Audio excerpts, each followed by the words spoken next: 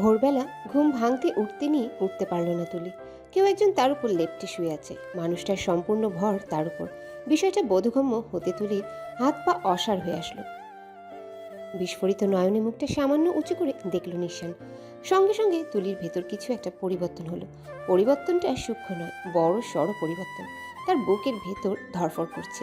হৃদয় কোথায় সে জানে না, তবে কোথায় যেন একরাশ অনুভূতি এসে জড়ো হয়েছে, স্পর্শহীন অনুভূতি।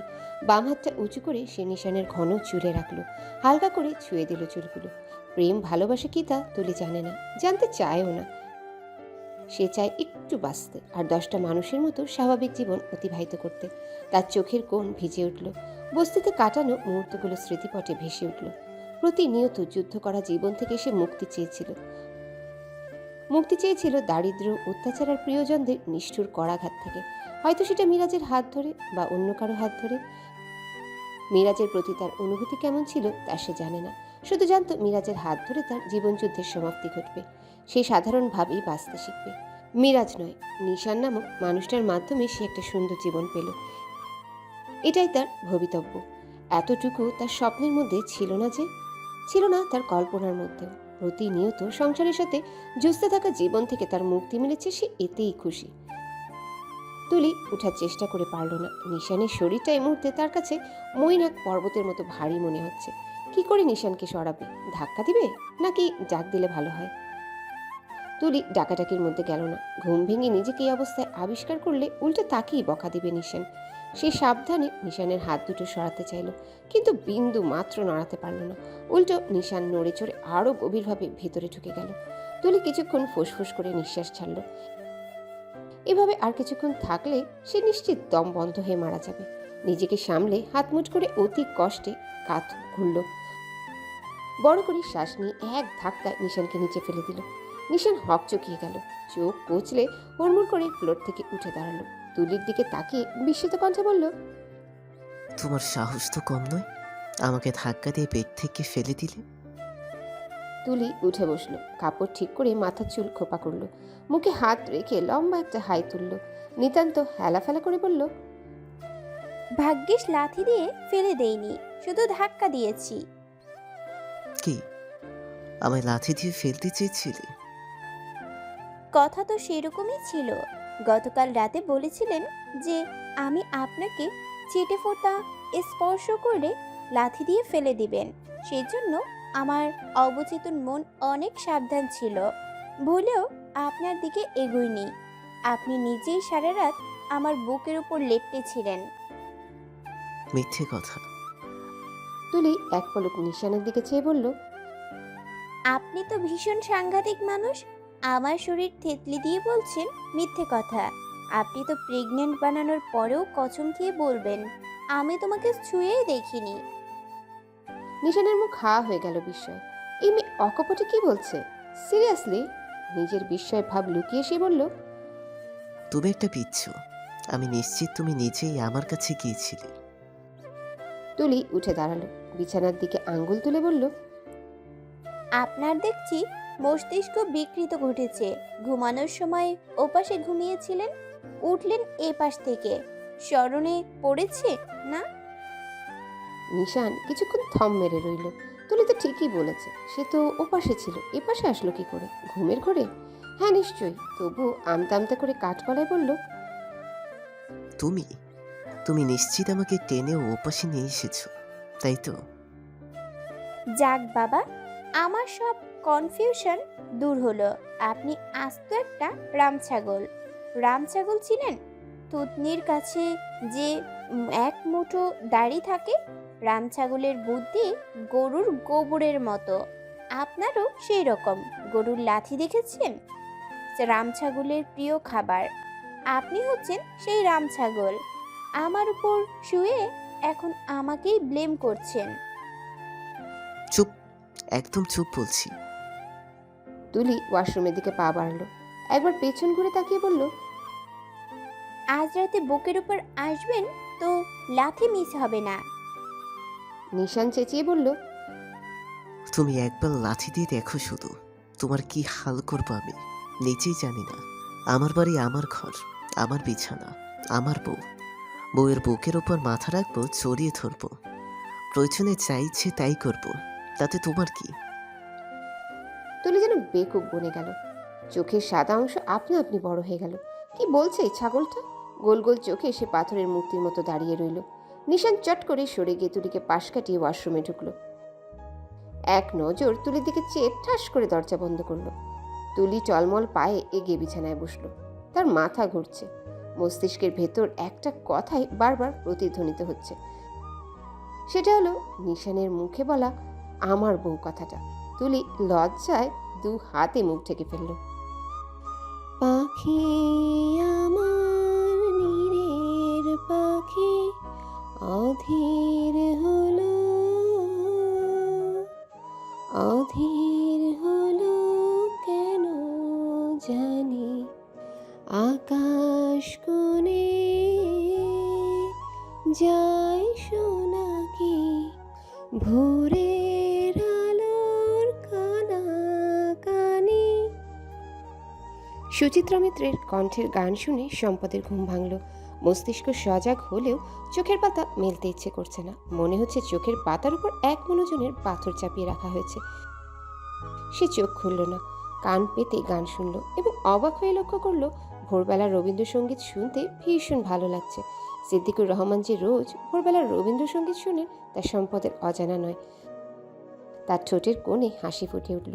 হঠাৎ তার বুকের মাঝে বাহু ধরে কেউ হালকা নড়ে উঠল। কারো নড়চড়ে সম্পদের খেয়াল হলো তার ভোরবেলা এত ভালো লাগার কারণ শুধু সুচিত্রা মিত্রের কণ্ঠের গান নয়, তার বুকে জড়িয়ে রাখা মানুষটিও। সে পরম আনন্দে চোখ খুলল।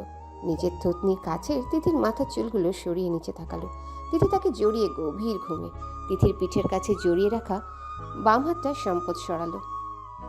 হাতটা উঁচু করে তিথির মুখের উপরে চুলগুলো সরালো। মাথাটা উঁচু করে ব্যথাতুর বাম পাটা চেক করলো। বেকায়দায় নেই, ঠিকঠাক আছে। সম্পদ আবার বালিশে মাথা রাখলো। হঠাৎ নিজের ডান হাতের কথা মনে পড়ল। ডান হাতের অস্তিত্ব নেই যেন। চোখ ঘুরিয়ে দেখলো তিথির মাথাটা তার হাতের উপর। সারা রাত এভাবেই ছিল। সম্পদ হাতটা মুঠ করার চেষ্টা করলো, হলো না। আঙ্গুলগুলো অবশ হয়ে গেছে যেন। একটু নড়াচড়ার চেষ্টা করেও পারল না। সম্পদ স্লোগতিতে কাঁধ ঘুরল। চিত হয়ে শুয়ে সাবধানে তিথির মাথাটা নিজের বুকের উপর রাখলো। ডান হাতটা মুক্ত করে বড় একটা শ্বাস নিল। হাতটা বার কয়েক পুশ আপ করলো। বাম হাতের আঙ্গুলগুলো তিথির চুলের ভাঁজে হারিয়ে সম্পদ গুনগুন করে গান গাইল। আমার স্বপ্ন জুড়ে তুই, আর তোর চিন্তারা শুধুই। মুখটা নিচু করে সে তিথির মাথায় চুমু খেলো। দরজায় কেউ কড়া নাড়ছে। তার শব্দে সম্পদের হুঁশ ফিরল। ওয়াশরুমের পাশে জানালা ঘেঁষে রাখা টেবিলের উপর নজর পড়ল। টেবিলে রাখা অ্যালার্ম ঘড়িতে 10টা বাজে প্রায়। সম্পদ চমকে গেল। এত বেলা হয়ে গেছে, শিট। সে অসহায় মুখে তিথির দিকে তাকালো। তিথির গাঢ় ঘুম। অনেক রাত অবধি পায়ের ব্যথায় জেগেছিল, এখন নিশ্চিন্তে ঘুমাচ্ছে। তিথিকে আবার নিঃশব্দে বুক থেকে সরালো। বালিশে মাথাটা রেখে গায়ের উপর কম্বল জড়িয়ে দিল। তারপর সম্পদ আস্তে করে বিছানা ছেড়ে নামলো। দরজায় আবার কেউ কড়া নাড়ছে। এবার সাথে কণ্ঠ শোনা গেল। তুলি বলছে, তিথি আপু, তোমার পা কেমন? বাবা জিজ্ঞেস করছে। সম্পদ বিছানার দিকে একবার চেয়ে দরজার দিকে এগিয়ে গেল। ছিটকিনি খুলে দিয়ে বলল, তিথিও ঘুমাচ্ছে। রাতের বেলা পায়ে ব্যথায় ঘুমাতে পারেনি, ভোর রাতের দিকে ঘুমিয়েছে। ওহ, আপনি ফ্রেশ হয়ে আসুন ভাইয়া, টেবিলে নাস্তা দিয়েছি। আসছি। একটু তাড়াতাড়ি আসবেন ভাইয়া, বাবা আপনার জন্য না খেয়ে আছে, একসাথে নাস্তা করবে বলে। দেরি হলে ওনার সকালের ওষুধ মিস হয়ে যাবে। তাহলে দেরি করে ভারী অন্যায় করে ফেলেছি। তা করেছেন? তুলি ক্ষীণ হাসলো। উল্টে ঘুরে কয়েক পাখি আবার ফিরে আসলো।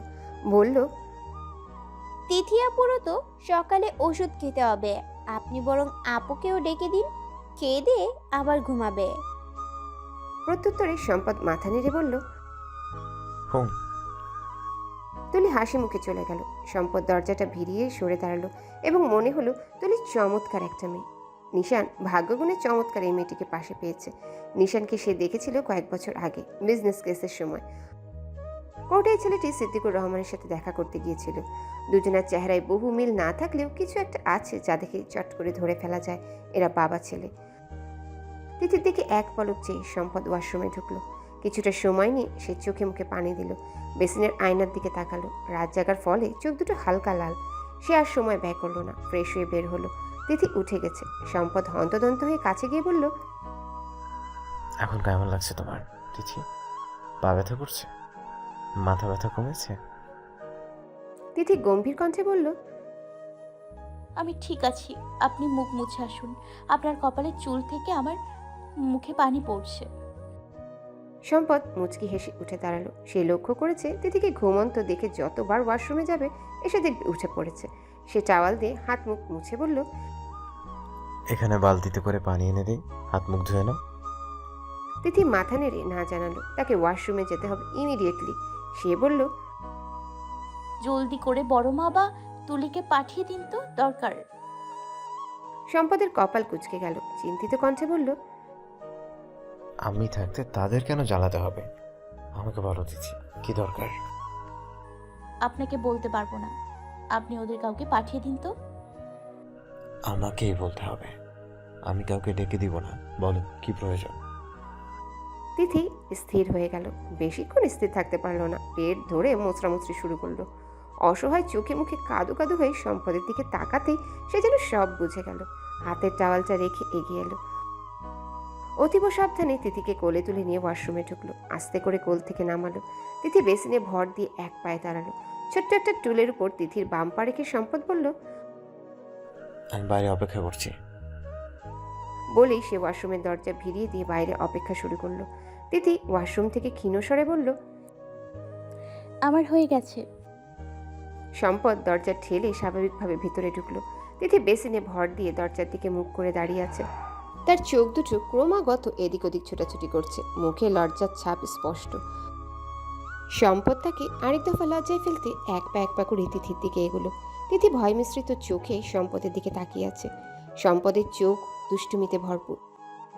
সে এগিয়ে গিয়ে তিথির কয়েক ইঞ্চি সামনে দাঁড়িয়ে পড়ল। কয়েক সেকেন্ড তিথির মুখের দিকে চেয়ে দু হাত প্রসারিত করে তিথির দু পাশ দিয়ে বেসিনের উপর রাখলো। ঝুঁকে আরেকটু এগিয়ে গিয়ে মাঝের দূরত্বটুকু ঘুচিয়ে ফেলল। তিথি শুকনো ঢোক গিলে নিজের শরীরটা আরেকটু পেছন দিকে হেলে দিল। এলোমেলো সুরে বলল, তিথির মুখে বিন্দু বিন্দু জল, চোখের পাপড়ি ভেজা, মাথার খোপা করা চুল খসে পড়েছে, কপালের কাছে কিছু সিক্ত চুল লেপ্টে আছে। সেই মুখের দিকে সম্পদ দীর্ঘক্ষণ ঘোর লাগা দৃষ্টিতে চেয়ে রইল। সম্পদের সে দৃষ্টি তিথির সহ্য হলো না। সে বাম হাত উঁচু করে সম্পদকে হালকা করে ধাক্কা দিয়ে বলল, সরে দাঁড়ান। সম্পদ সরল না, তবে তার দৃষ্টির কিছুটা নড়চড় হলো। একটু তটস্থ হয়ে বাম হাতটা উঁচু করে তিথির কপালের ভেজা চুলগুলো ছুঁয়ে দিল। ফিসফিস করে বলল, ফিজিক্সের ভাষায় কার্যকারণ ছাড়া পৃথিবীতে কিছুই ঘটে না। প্রতিটি কাজের পেছনে একটা করে কাজ থাকবে, পরবর্তীতে সেই কজের এফেক্ট পড়বে। কজ এবং এফেক্ট। তোমার এই দুর্ঘটনার পেছনে হয়তো অদৃশ্য কোনো কারণ আছে, তার ইফেক্ট চোখের সামনে দেখতে পাচ্ছি। তুমি না চাইতেও কতটা কাছে চলে এসেছো আমার। তিথি চোখ বন্ধ করে টেনে শ্বাস নিল। সম্পদের কথাটাতে বিন্দু মাত্র মিথ্যে নেই। সত্যি সত্যি সে না চাইতেও সম্পদের অনেকটাই কাছে চলে গেছে।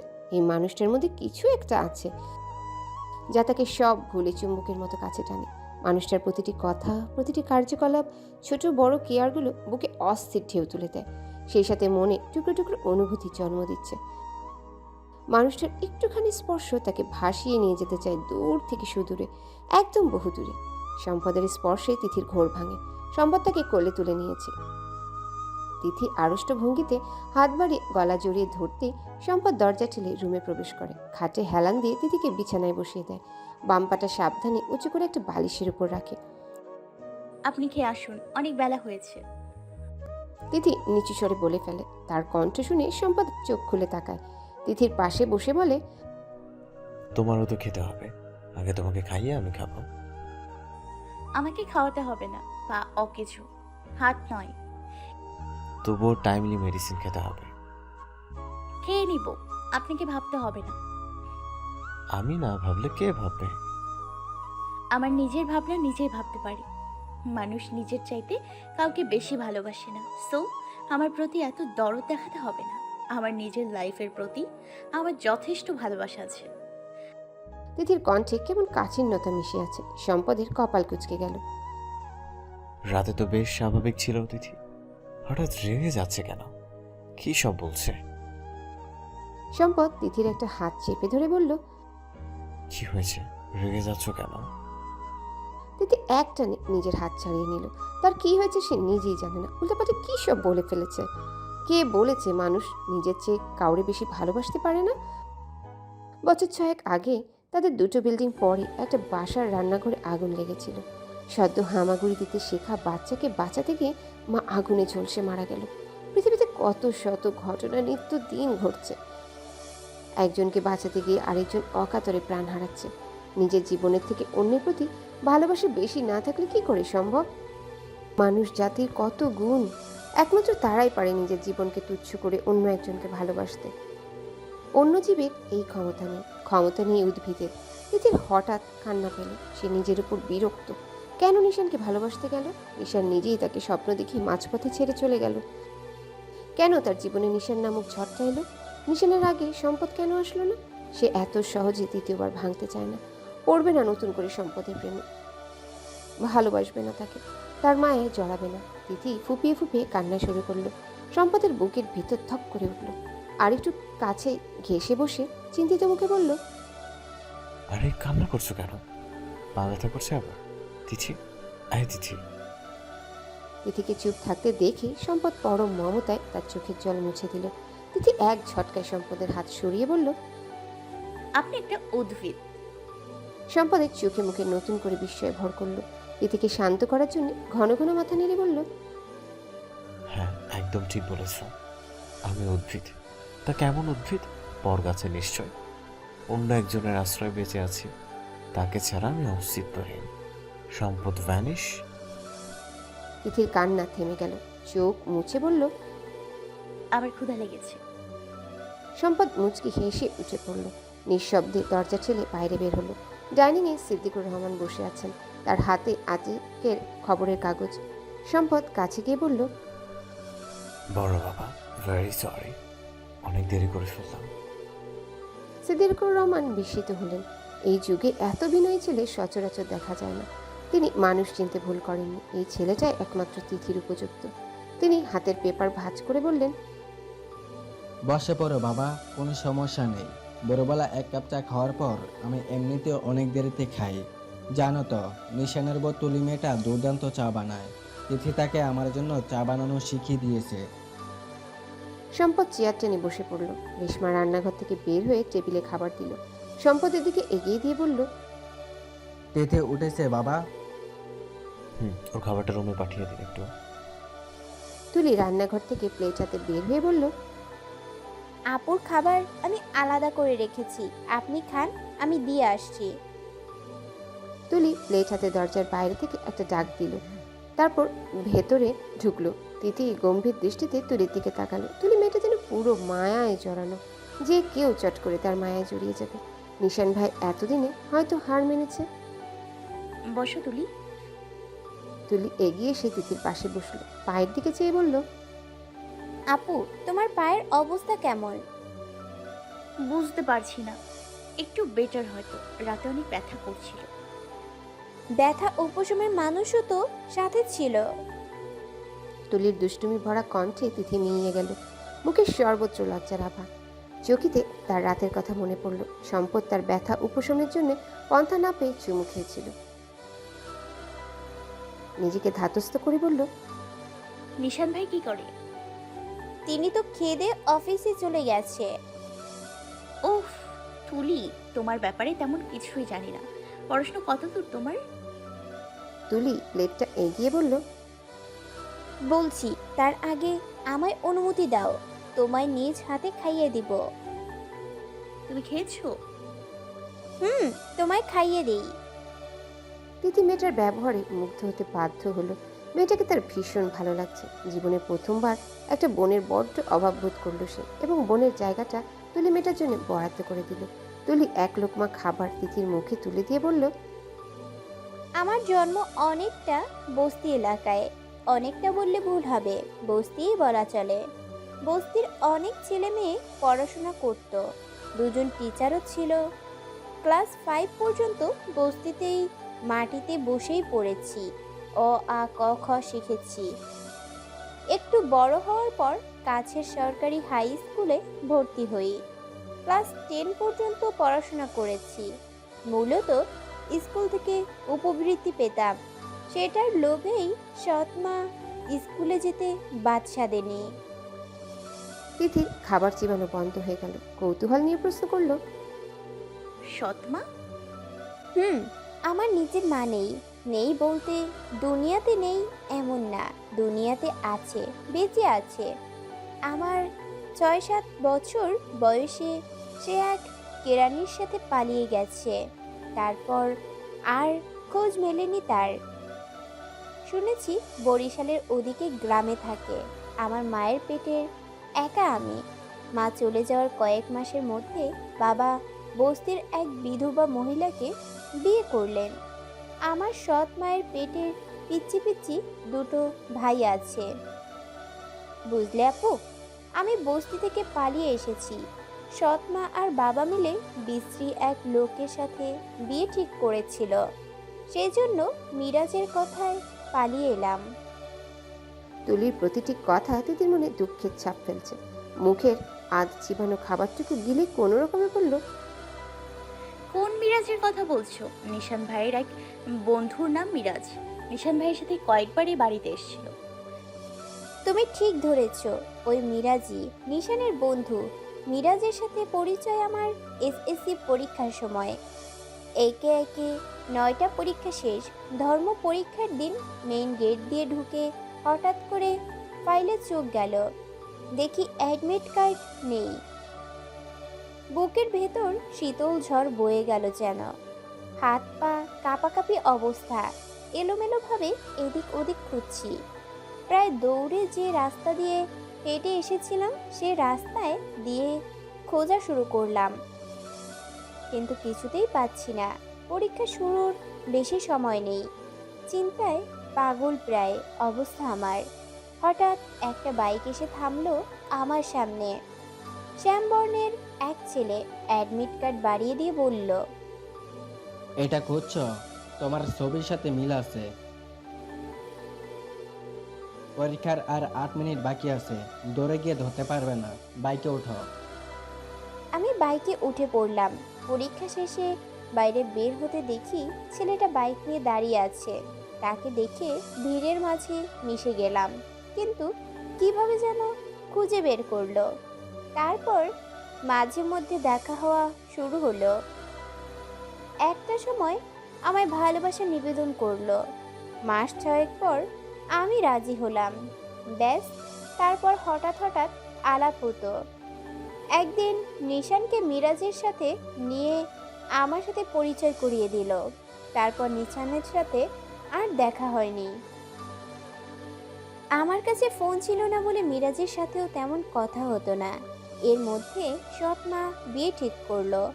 মিরাজকে জানাতে সে কাজী অফিসে বিয়ে করার কথা বলল। তার কথা মতো বিয়ের দিন সকালে পালিয়ে নির্দিষ্ট কাজী অফিসে আসলাম।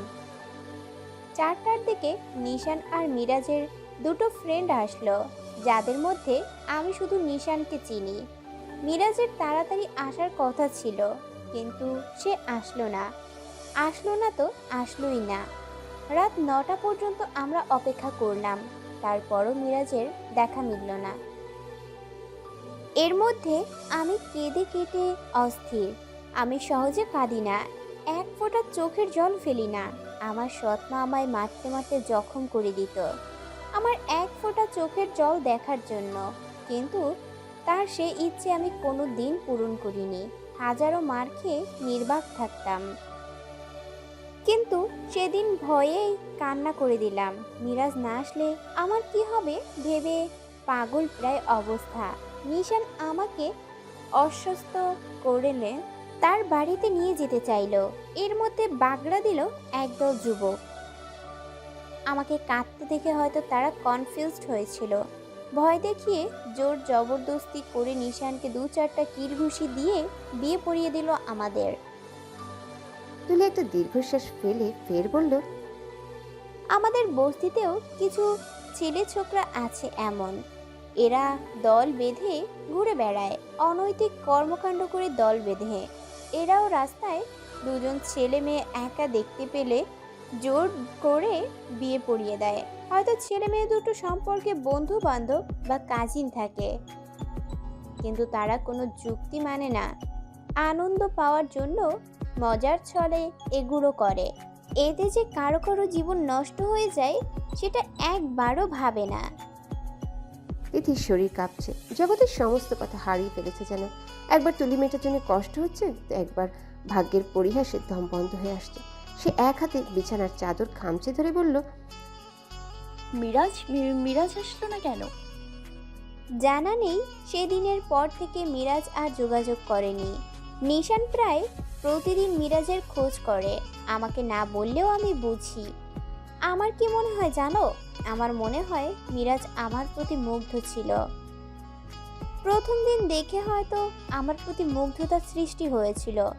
সেই মুগ্ধতাকে ভালোবাসায় রূপ দিতে পারেনি। মুগ্ধতার স্থায়িত্বকাল অল্প। কেউ কারো প্রতি মুগ্ধ থাকলে এক সময় তার রেশ কেটে যায়। দিন শেষে ফুরিয়ে যায় মুগ্ধতা, কিন্তু ভালোবাসা ফুরোয় না। কাউকে মন থেকে ভালোবাসলে কখনো তার সুর কাটে না, রেশ কেটে যায় না। কেউ কারো কাছে পুরনো হয় না। যত দিন যায় তত একজন আরেকজনের প্রতি নির্ভরশীল হয়ে পড়ে। কিন্তু আমাদের ভুল কোথায় জানো আপু? আমরা মুগ্ধতা আর ভালোবাসা এক করে ফেলি।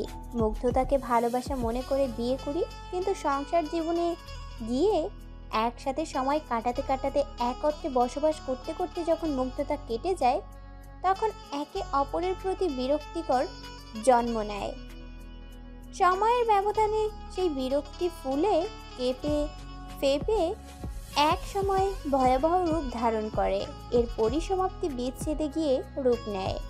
মিরাজ হয়তো শেষ মুহূর্তে গিয়ে বুঝতে পেরেছে সে আমার প্রতি জাস্ট মুগ্ধ, ভালোবাসে না আমায়, সেজন্য পিছিয়ে পড়েছে। তুলির কণ্ঠ ভারী হয়ে এলো। তিথি ভেবেছে হয়তো কান্না করবে, কিন্তু তুলি বয়সের তুলনায় অনেক বেশি শক্ত। সে কাঁদলো না, নিজেকে সামলে নিল। জোর করে আরেক লোকমা তিথির মুখে পুড়ে দিল। তিথি চিবোতে চিবোতে বলল, তুমি মিরাজকে ভালোবাসতে না? ভালোবাসা কি জানি না, মিরাজের প্রতি কেমন ফিলিং ছিল সেটাও জানি না। শুধু এখন জানি নিশানকে দেখে যে অনুভূতি জন্ম হয় তা সম্পূর্ণ নতুন। এর আগে এসব অনুভূতির সাথে পরিচিত ছিলাম না। মিরাজের জন্য এমন দম বন্ধ করা অনুভূতি হতো না। এখন নিশান অফিস থেকে ফিরতে লেট করলে, খাবারে অনিয়ম করলে, তার একটু অযত্ন বা অবহেলা দেখলে ভেতরে ভাঙচুর হয়, দুমড়ে মুচড়ে যাই। জানি না এটা ভালোবাসা নাকি বিয়ে নামক পবিত্র বন্ধনের বহিঃপ্রকাশ। তিথি নীরবে কাঁদছে। কান্নার কারণে ক্ষণে ক্ষণে তার শরীরে কাঁপুনি দিচ্ছে। তুলি বিস্ময় নিয়ে তিথির মাথায় হাত বুলিয়ে দিল। তিথি হঠাৎ তুলিকে জড়িয়ে ধরল। কিছুটা সময় নিয়ে নিজেকে নিয়ন্ত্রণে এনে বলল, আল্লাহর কালামের অনেক শক্তি তুলি, কবুল অনেক ভারী শব্দ। 3 কবুলের কাছে পৃথিবীর জাগতিক সব তুচ্ছ। একটা সময় গিয়ে ঠিক নিশান ভাই তোমার প্রেমে পড়বে, আর তুমি নিশান ভাইয়ের। তুমি সুখী হও। সম্পদ ঘরে ঢুকে ভরকে গেল। গলা খাকারি দিয়ে নিজের উপস্থিতি বোঝালো। তিথি এক পলক বিরক্তি নিয়ে সম্পদের দিকে চেয়ে আবার তুলিকে জড়িয়ে ধরল। সম্পদ অস্পষ্ট সুরে বিড়বিড় করে বলল, আমাকে তো চোখে পড়বে না, আমি তো ভোলাটাইল মেয়েটাও। নিজের বরকে তো চোখে পড়বে না জানা কথা। গরুর মতো ঘাস চিবানোর জন্য বিয়ে করেছি। এগিয়ে এসে পানির গ্লাসটা তিথির দিকে এগিয়ে দিল। হাসি মুখে বলল, খাওয়ানো শেষ? তুলি তিথিকে ছাড়িয়ে উঠে দাঁড়ালো, বলল, শেষ। এবার আপনার ওষুধ খাওয়ানোর পালা। আমি আসছি তিথি আপু, যাই আমি। তুলি দরজা ভিড়িয়ে চলে গেল। তিথি চোখ মুছে অন্যদিকে তাকিয়ে আছে। সম্পদ পাশে বসে বলল, আচ্ছা তুমি এত ছিচকা দূরে কেন বলো তো? 2টো করে কথা বলবে, 1 লিটার করে পানি খরচ করবে। তিথি রাগী চোখে তাকাতেই সম্পদ বুকে হাত চেপে বলল, এভাবে তাকাবে না প্লিজ, এখানে জ্বলে পড়ে যায়।